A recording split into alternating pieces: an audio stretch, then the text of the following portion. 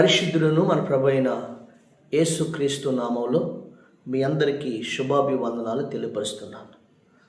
అది భయంకరమైనటువంటి తుఫాను హఠాత్తుగా సముద్రంలో చెలరేగింది. అది కారు చీకటిలో పయనిస్తున్నటువంటి ఓడలు ఆ సముద్రపు ఆ అలలకి, ఆ భయంకరటువంటి ఈదురు గాలులకు, ఆ కారు చీకట్లో ఆ ఓడలో ఉన్న ప్రజలందరూ ఓడ నాయకుడికి సిగ్నల్ సరిగా అందక ఆ భయంకర అనలు ఉధృతిలో ఆ ఓడలు ఇటు వెళ్తుందో కూడా అర్థం కాని పరిస్థితులు ఉన్నారు. ప్రాణాలు అరిచేతులు పెట్టుకుని ఈ కారు చీకట్లో తీరము తెలియని పరిస్థితి, పర్వతాలు ఢీకొని ఎక్కడ ఆ షిప్పు పగిలిపోయినటువంటి ప్రాణ భయముతో ఉన్న సమయంలో అలాగా వస్తూ ఉండగా ఒక అద్భుతమైనటువంటి సంఘటన ఓడ నాయకుడు చూశాడు. ఆ యూదురు గాలిలో, ఆ పెను తుఫానులో, ఆ సముద్రము తీరాన ఆ లైట్ హౌస్లో ఆ లైట్ వెలుగుతూ ఉన్నది. ఆ లైట్ వెలుగుతూ ఉంది. వాళ్ళ ఆశలు చిగురించినాయి. ఈ భయంకర ఆ రోజుల్లో కరెంటు లేని రోజులు అవి. అక్కడ ఒక దీపాన్ని వెలిగించి అది పట్టుకోవాలి ఆరిపోకుండా. కానీ పెను తుఫాన్లో అసలే ఎలా ఆ దీపం ఉంది అని వాళ్ళ ప్రాణాలు ఆశ కలిగి అప్పుడు ఆ లైటును చూసి ఆ ఓడ దరి మనకు చేరుకుంటున్నాం, ఇటు పక్కగా దరి ఉందని చెప్పేసని ఆ ఓడ నావికుడు ఆ లైట్ హౌస్ని చూసి ఆ ఓడని మెల్లగా ఆ భయంకరమైన తుఫానులో దరికిని ఓడని చేర్చాడు. అలాగా తర్వాత ఇంకా కొన్ని ఓడలు వచ్చినాయి. ఆ ఓడలన్నీ కూడా గమ్యానికి చేరినాయి.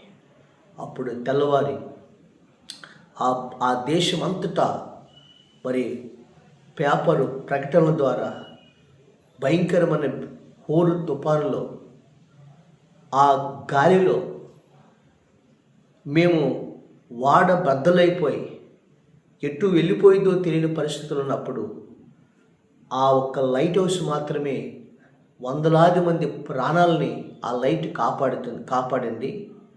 ఆ హోరు గాలిలో కూడా లైట్ ఆరిపోకుండా ఆ లైట్ వెలిగించేటువంటి ఆ కాపులదారుడు మాత్రమే ఈరోజు వందలాది మంది ప్రాణాలని కాపాడాడని ఆ దేశంలో అన్నీ కూడా వార్తా పత్రికలు, న్యూస్ ఛానళ్ళు చాలా మరి ప్రకటనలు చేస్తూ వచ్చాయి. ఇప్పుడు ఓడ నాయకులు అందరూ వచ్చారు ఆయన దగ్గరికి. ఆ లైట్ హౌస్లో పనిచేస్తున్నటువంటి ఆ వర్క్ ఆయన దగ్గరకు వచ్చారు. ఏవయ్యా, నువ్వు కానీ రాత్రి ఆ చలిలో, భయంకరమైన తుఫాన్లో, ఆ హోరు గాలిలో ఆ లైటు ఆరిపోకుండా నువ్వు కానీ ఆ లైట్ని కానీ నువ్వు పట్టుకున్నావు కాబట్టి, ఆ లైట్ని వెలిగించి అలాగే ఉంచావు కాబట్టి మేమందరం ప్రాణాలతో బ్రతికి బయటపడ్డాం. లేదంటే మా షిప్ ఎటు వెళ్ళిపోయేదో, ఏ పర్వతాన్ని ఢీకునేదో. కాబట్టి ప్రాణాలకి తెగించి ఈ సముద్రపు హోరుగారిలో భయపడకుండా నువ్వు ఇంత త్యాగంతో నిలబడ్డావని ఆయన మరి సత్కారాలు చేయటానికి వచ్చారు. అప్పుడు ఆ లైట్ హౌస్ దగ్గర వర్క్ చేసినటువంటి అతను ఏడుస్తున్నాడు, భయంకరంగా ఏడుస్తున్నాడు. ఏంటయ్యా, నువ్వు మా అందరి ప్రాణాలను కాపాడినావు ఆ రాత్రిపూట, అలాంటిది మేము మిమ్మల్ని ఎంతగానో సన్మానించి ఒక మంచి ప్రమోషన్ ఉంటకు వచ్చాం, నువ్వెందుకు ఏడుస్తున్నావు అంటే నా ఎంటే రండని తీసుకెళ్ళాడు. ఆ లైట్ హౌస్ దగ్గర తీసుకెళ్ళే వారికి ఆ లైట్ హౌస్లో తనకిద్దరు కుమారుడు కుమార్తె, చిన్న బిడ్డలు, అన్న చెల్లెలు, వారిద్దరూ కూడా మరి ఒక 10-12 సంవత్సరాలు 11 సంవత్సరాలు వయసున్నటువంటి బిడ్డలు, మరి అక్క తమ్ముడు, వారిద్దరూ కూడా వికత జీవుల్లాగా ఆ లైట్ హౌస్లోనే పడిపోయి ఆ చలికి బిగుసిపోయి వాళ్ళు చనిపోయి ఉన్నారు. కానీ వారి చేతిలో మాత్రం లైట్ వెలుగుతూనే ఉంది. ఆ ఓడ నాయకులు చూశారు. తర్వాత వచ్చిన వారు చూశారు. ఆ తండ్రి బోర్ని వేడేస్తున్నారు. ఏం జరిగింది? అయ్యా, రాత్రి యాక్చువల్గా నేను డ్యూటీ చేయవలసింది. నేను అర్జెంటుగా ఒక ప్రాంతానికి వెళ్ళవలసి వచ్చింది. ఆ ప్రాంతానికి వెళ్ళాల్సి వచ్చింది. అర్జెంట్కి వెళ్ళాల్సి వచ్చింది. అలాంటి సమయంలో నా బిడ్డలిద్దరికి చెప్పానమ్మా, ఈ రాత్రి మీరు ఆ లైట్ హౌస్ దగ్గరికి వెళ్ళి ఆ దీపాన్ని వెలిగించి పట్టుకోండి. ఆ దీపాన్ని చూసే వాడ నాయకుడు వాడను దరికి చేరుస్తాడు. దీపం కానీ ఆరిపోయిందంటే, ఒకవేళ నేను నిద్రపోయారంటే ఆ వాడలు ఎటు వెళ్ళిపోతాయో తెలియదు. పర్వతాలు గుద్దుకుంటాయి, వాడలు పగిలిపోతాయి. కాబట్టి ఆ దీపం మీదే ఆ షిప్ ఆధారపడి ఉంటుందమ్మా అని తన కుమారుడికి ఆ చిన్న బిడ్డలు చెప్పి, తన తండ్రి ఆ రోజు చాలా ఆ బాగానే పరిస్థితుల్లో బిడ్డలను పంపించాడు. వాళ్ళు బయలుదేరే సమయానికి భయంకరమైన తుఫాను. ఆ తుఫాను పరిస్థితిలో ఆ తమ్ముడు అన్నాడు, ఈ భయంకరంగా తుఫాను వస్తుంది, గాలి వస్తుంది, మనం వెళ్తే మనం ఎలా వెళ్ళగలం అన్నప్పుడు మన తండ్రి మనతో చెప్పాడు, ఆ బాధ్యతను మనం నెరవేర్చాలి, లేకపోతే ఆ షిప్పులు చాలా ప్రమాదంలో పడిపోతాయని వాళ్ళ అక్క చెప్పింది. అప్పుడు తమ్ముడు అక్క ఇద్దరు కలిసి ఆ తుఫాన్లోని వర్షంలో తడుచుకుంటూ వాళ్ళ లైట్ హౌస్ సముద్రం దగ్గరికి వెళ్ళారు. ఆ లైట్ హౌస్లోకి వెళ్ళారు. ఆ లైట్ వెలిగించారు. ఆ దీపాన్ని ఎత్తి పట్టుకున్నారు. అలా ఓడలు వస్తామన్నాయి. మధ్యరాత్రి తెల్లవారుజాము వరకు భయంకరటువంటి ఇంకా తుఫాను ఎక్కువ ఎరిగిపోయినప్పుడు ఆ ఊరు గాలిలో ఆ దీపం ఆరిపోకుండా ఆ చల్లని చలిలో పెను తుఫానులో ఆ అన్న, ఆ తమ్ముడు, ఆ అక్క ఇద్దరు కలిసి ఆ లైట్ ఆరిపోకుండా పట్టుకున్నారు. దాన్ని చూసే ఆ ఓడ నాయకులు ఆశ పుట్టి వాళ్ళు ప్రాణాలతో బయటపడ్డారు. ఆ విధంగా ఆ చలి తగిలి ఆ తుఫానులో భయంకర చలిలో వాళ్ళిద్దరూ కూడా తెల్లవార్లు పట్టుకొని ప్రాణాలు కోల్పోయారు. ఆ చలిని బిగుసుకుపోయారు. తెల్లవారిపాటికి వాళ్ళు చనిపోయి పడున్నారయ్యా అని తన తండ్రి ఏడుస్తూ చెప్తున్నాడు. నేను ఇచ్చిన మాట ప్రకారం నా బిడ్డలిద్దరు ఆ మాటకు లోబడి ఆ లైట్ చూపించి వందలాది మంది ప్రాణాలు కాపాడారు. కానీ నా బిడ్డలిద్దరు ప్రాణం పోయిందయ్యా అని ఆ తండ్రి ఏడుస్తూ ఉన్నాడు. ఇలాంటి బిడ్డలు నీ బాధ్యత చేసి ఈరోజు వందలాది మంది ప్రాణాలను కాపాడినందుకు ఆ బిడ్డలు ఈ రోజున చనిపోయి మా లాంటి వాళ్ళ ప్రాణాలు కాపాడని వాళ్ళ కోసం ఎంతగానో ఆ దేశం అంతా కూడా ప్రచురం చేయబడడం జరిగింది. నేటికి వాళ్ళు తలుచుకుంటూ ఉంటారంట. దేవుని స్తోత్రం కలుగును గాక. ప్రియమైన దేవుడి బిడ్డలారా, ఈరోజు ఆ వెలుగే చూపించకపోతే ఆ వాడ సముద్రంలో ఆ తుఫాన్లో చిక్కుకుని బద్దలైపోయేది. ఆ వెలుగును చూసి ఆ వెలిగించిన బిడ్డలిద్దరూ ఆ ఆరిపోకుండా డ్యూటీని పట్టుకోవటం వల్ల వాళ్ళు ఎలా రక్షించబడ్డారో 2000 సంవత్సరాల క్రితం బైబిల్ గ్రంథంలో రాయబడింది. దేవుడు లోకమునకు వెలుగై ఉన్నాడు. ఆయనే మన ప్రభువైన యేసుక్రీస్తు.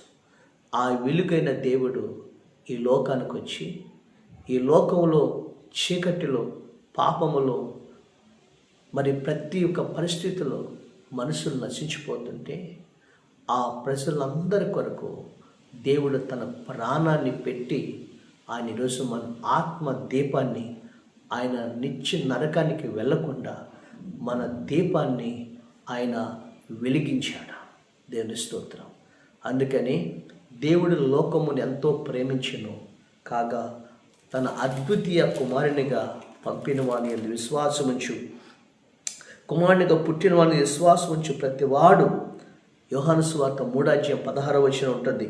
దేవుడు లోకమును ఎంతో ప్రేమించెను కాగా ఆయన తన అద్భుతీయ కుమారునిగా పుట్టిన వాని యందు విశ్వాసముంచు ప్రతివాడును నశింపక నిత్య జీవం పొందినట్లు ఆయనను అనుగ్రహించెను.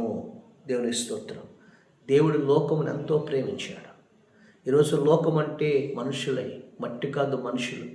లోకము నశించిపోకూడదని తన ప్రియ కుమారుని యేసుక్రీస్తు ప్రభువారిని తండ్రి అయిన దేవుడు పంపించినప్పుడు ఆయన శిరస వహించి ఆ తండ్రి చిత్తం చేయటానికి వచ్చి ఆ తుఫాను అనే ఈ భయంకరటువంటి ఈ ప్రళయములో నిత్య నరకాగ్నిలో మరి మన ఆత్మ దీపం, మన ఆత్మలు ఆ నిత్య నరకంలో నిత్యము కాలిపోకుండా దేవుడు తన ప్రాణం పెట్టి మన ఆత్మలను ఆయన రక్షించాడు. దేవుని స్తోత్రం. ఈరోజు మనందరికీ కూడా ఆయన నిత్య జీవాన్ని అనుగ్రహించాడు. ప్రియమైన దేవుడి బిడ్డలారా, ఆ దేవుడే మన ప్రభు అయిన యేసుక్రీస్తు. అందుకనే ఆయన దేవుడు మరి మనందరి జీవితాలు వెలిగించాడు. యోహాను సువార్త మనం చూసినట్లయితే 1వ అధ్యాయము చూడండి 9వ వచనం. నిజమైన వెలుగుండెను, అది లోకంలోనికి వచ్చుచు ప్రతి మనిషిని వెలిగించుచున్నది. లోకంలోకి వచ్చి ప్రతి మనిషిని వెలిగించున్నది. ఆయన లోకములోకి వచ్చి దేవుడు వెలిగిస్తూ ఉన్నాడు. మన బ్రతుకులు వెలిగించాడు. పాపములు, జోదములు, భయంకరమైన స్థితిలో ఉన్న మన బ్రతుకులను యేసుక్రీస్తు ప్రభువు వెలిగించాడు. ఈరోజు నీ జీవితాన్ని ఆ నిజమైన ఎలుగైన దేవునికి మన బ్రతుకులను అప్పగించేవాడు. అప్పగించుకున్న వారు ప్రతి ఒక్కరిని కూడా నశించుకోకుండా ఆ దేవుడు మనల్ని రక్షించి నిత్య జీవానికి వారసులుగా చేయటానికి ఆ దేవాతి దేవుడు మన ప్రభువైన యేసుక్రీస్తు 2000 సంవత్సరాల క్రితం శిలువలో ప్రాణం పెట్టాడు. 2వ మాట చెప్తున్నాడు ఆయన, ఈరోజు వెలిగించిన నీవు కూడా నశించిపోతున్న అనేక మందిని నువ్వు వెలిగించాలని ప్రభు చెప్పాడు.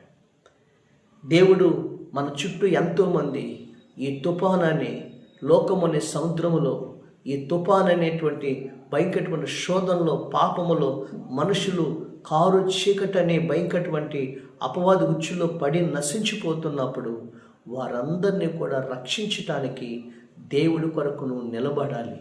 నువ్వు అనేక మందిని చీకట్లో ఉన్న వారిని వెలుగునే దేవుడి దగ్గర నడిపించాలని యేసు ప్రభువు నీ కోసం ప్రాణం పెట్టాడు. హల్లెలూయా. అందుకని ఈ రోజున అపోస్తలుడైన పౌలు ఆయన సముద్రంలో ఒక వాడలో 276 మంది ఖైదీలు ఆ తుఫాన్లో చిక్కుకున్నప్పుడు అపోస్తలుడైన పౌలు ద్వారా వారందరూ కూడా సముద్రంలో ఆ తుఫాను నుంచి బయటపడ్డారు. సముద్రంలో ఉన్న వారందరి కోసం పౌలు ఒక చిరు దీపంలాగా ఉండి వాళ్ళని బ్రతికించగలిగాడు. దేవుని స్తోత్రం. ఈరోజు బైబిల్ వాక్యం చలవిస్తుంది, ఎందరో అనేకులను తిప్పుదురో వారందరూ ఆకాశ మండలం మంది పోలు జ్యోతుల వలె ప్రకాశిస్తారని చెప్పారు. భయంకరమైన యుగాంతంలో మనం ఉన్నాం. అంత్య దినాల్లో మనం ఉన్నాం. పాపములో, శాపములో నశించిపోతున్న రోజుల్లో మనం ఉన్నాం. ఈ లోకములకు చిరు దీపములాగా నిన్ను వెలిగించాడు. ఈరోజు నీవు ఇంట్లో కూర్చోకుండా నశించిపోతున్న వారి కోసం ప్రార్థన చేసి ఆ అక్క తమ్ముడు ఏ విధంగా లోకమనే సముద్రంలో వాడవనే కుటుంబాల్ని ఏ విధంగా అపవాది కబలిస్తూ నశించిపోతున్నారో వాళ్ళందరినీ రక్షించడానికి ఈరోజు నువ్వు నడుము కట్టుకొని నువ్వు కూడా ప్రభు కొరకు అనేక మందిని వెలిగించేదానిగా ఉండాలని ఈరోజు ప్రభు నీతో చెప్తున్నాడు. దేని స్తోత్రం. ప్రభు త్వరగా రాబోతున్నాడు. వాని క్రియలు చొప్పున ఆయన ప్రతిఫలాన్ని ఇవ్వబోతున్నాడు. ఈరోజు నాకు తెలియదులే అని నువ్వు అనుకుంటే రక్షించబడినవాడు, నిన్ను రక్షించినవాడు ఖచ్చితంగా నిన్ను లెక్క అడుగుతాడు. ఈరోజు మనల్ని బ్రతికించాడు, మంచి ఉద్యోగం ఇచ్చాడు, మంచి వ్యాపారం ఇచ్చాడు, తినటానికి ఆహారం ఇచ్చాడు, నివసించడానికి గృహాన్ని ఇచ్చాడు, నీకు అన్నీ ఇచ్చాడు. కానీ ఎంతోమంది నశించిపోతున్నారు. వారందరి కోసం ప్రభువు నేను రక్షించుకున్నాడు. ఇంట్లో వారు, బయట వారు, లోకంలో ఉన్న అనేక మంది కోసం నువ్వు ప్రార్థన చేయి, సువార్తను ప్రకటించు. ఈరోజున సంఘములో వాక్యం వింటున్న నీవు అనేక మందిని రక్షించటానికి ఈరోజు నీవే నడుం కట్టుకుని నశించిపోతున్న వారి కోసం ప్రార్థన చేయి. ఆ దేవుడు నేను ఒక నక్షత్రంలాగా ప్రకాశించే జ్యోతిలాగా దేవుడు నిన్ను, నీ కుటుంబాన్ని ఆశీర్వదించునుగాక. ఆమేన్. పరిశుద్ధుడైన మా తండ్రి, సర్వశక్తిమంతుడైన మా ప్రభువా, ఈరోజు నీ వాక్యం ఇచ్చిన ప్రజలందరిని బట్టి నీ స్తోత్రాలు చెల్లిస్తున్నా తండ్రి. ఆ తండ్రి మాట శిరస వహించి ఆ అక్క తమ్ముడు ఏ విధంగా వెళ్ళి ఆ లైట్ ఆరిపోకుండా జడివానలో, పెను తుఫాన్లో దాన్ని పట్టుకుని ప్రభు వందలాది మంది ప్రాణాలను ఏ విధంగా కాపాడగలిగారో ఈ రోజున యేసయ్య 2000 సంవత్సరాల క్రితం మా కోసం వచ్చి నశించిపోతున్న ఈ లోకం కోసం ప్రాణం పెట్టి ప్రభా అందరికి రక్షణను ఇచ్చిన దేవుడు ప్రభా. రక్షించబడిన మేము కూడా ఆ విధంగా ప్రభా మా ఆత్మదీపాన్ని వెలిగించిన మేము నశించిపోతున్న వారిని ప్రభా సాక్షులుగా ఉండి ప్రార్థన చేసి కొంతమందినైనా ప్రభా నరకం నుండి తప్పించే బాధ్యత పట్టుకుని సువార్త చెప్పేవారుగా మమ్మల్ని పురుకొల్పని దీవించమని యేసు నామమున అడుగుచున్నాము తండ్రి. ఆమేన్.